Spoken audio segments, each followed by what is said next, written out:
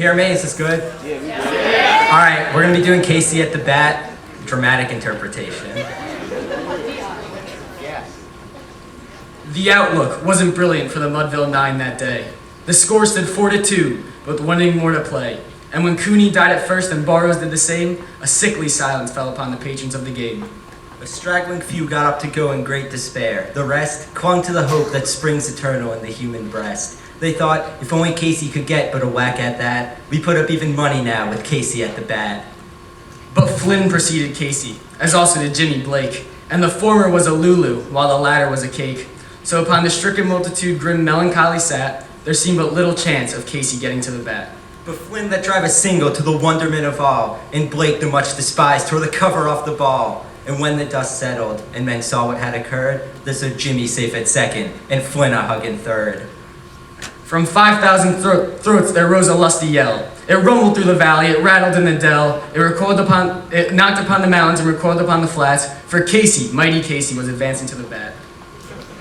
There was ease in Casey's manner as he stepped into his place. There was pride in Casey's bearing, and a smile lit his face. And when, responding to the cheers, he lightly doffed his hat, no stranger in the crowd could doubt it was Casey at the bat.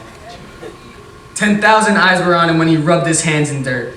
5,000 tongues applauded when he wiped them on his shirt. So when the writhing pitcher grounded the ball into his hip, defiance flashed in Casey's eye. A sneer curled Casey's lip. And now the leather-covered sphere came hurtling through the air, and Casey stood a-watching it in haughty grandeur there. Close by the sturdy batsman, the ball unheeded sped. That ain't my style, said Casey. The umpire said. From the benches black with people there went up a muffled roar, like the beating of the storm waves on a stern and distant shore. Kill him! Kill the umpire! Shouted someone from the stands, and it's likely they would have killed him had not Casey raised his hand. With a smile of Christian charity, great Casey's visage shone. He stilled the rising tumult, he bade the game go on. He motioned to the pitcher, and once more the dun sphere flew, but still Casey ignored it, and now the umpire said, "Strike two."